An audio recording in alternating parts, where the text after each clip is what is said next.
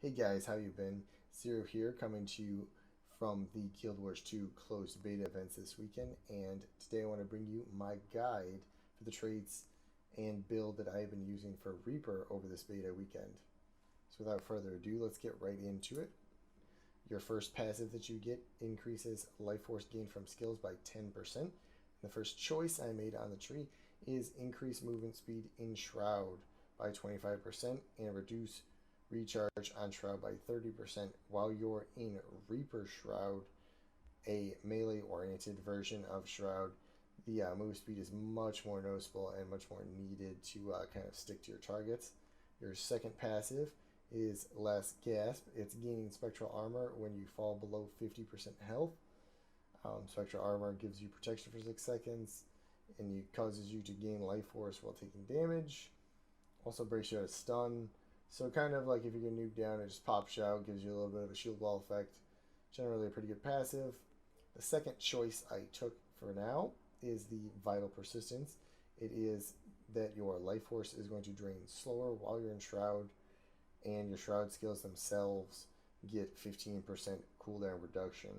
In general, it's just an amazing talent. Sometimes you actually, because it's tier 1 choice, even end up using your Shroud just to traverse the map a little bit faster. So the slower degen there is big, as well as any amount of cooldown reduction is always phenomenal.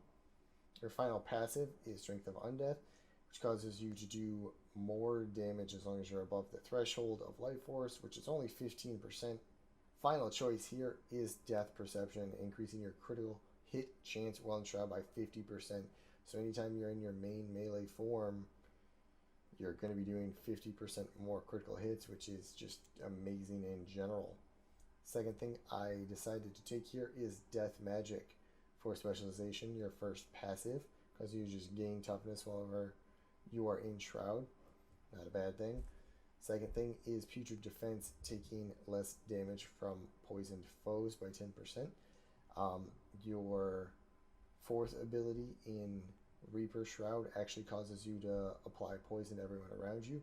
So immediately after entering Shroud, you are actually able to get this debuff up on anybody and everybody around you if you want to. Your second passive is Soul Comprehension, which is just gaining more life force from people dying around you. It's not great, but it's better than nothing. Second choice here we're making is Deadly Strength. It causes you to gain power based on your toughness.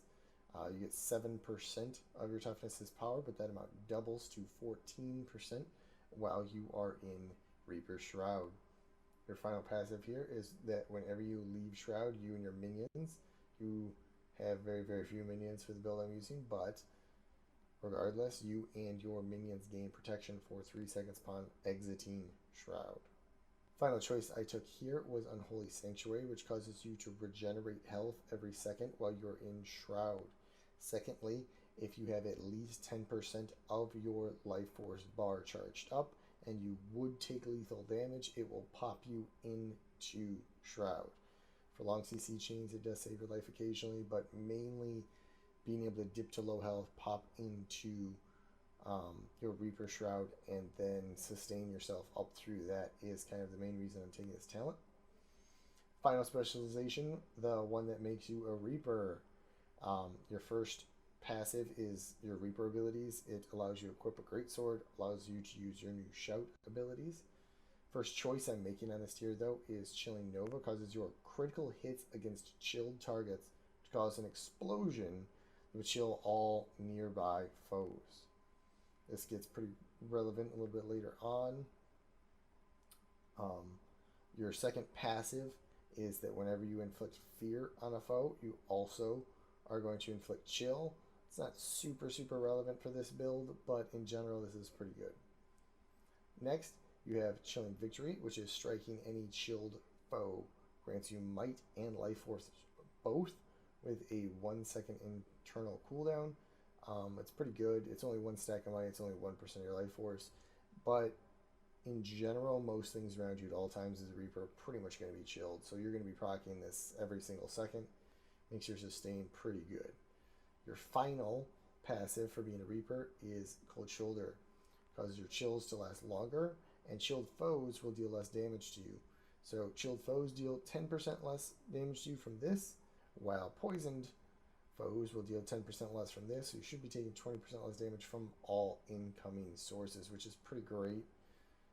Your final talent, personally, I have been a big fan of Reaper's Onslaught.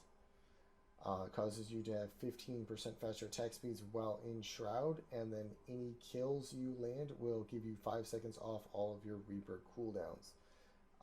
Deathly Chill is also a very good talent with the amount of chill you're applying, even though it's not a lot of damage.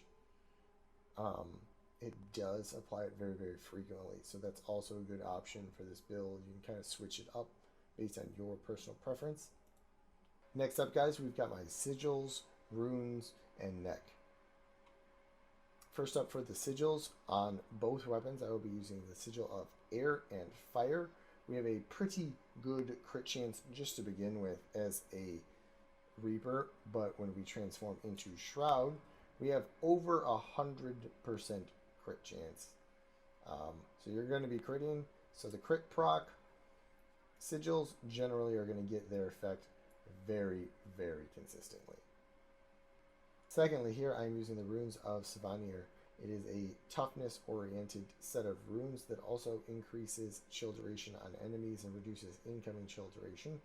Additionally, if you're struck below 20% health, once every minute and a half, it will give you an ice block effect and save you for 5 seconds.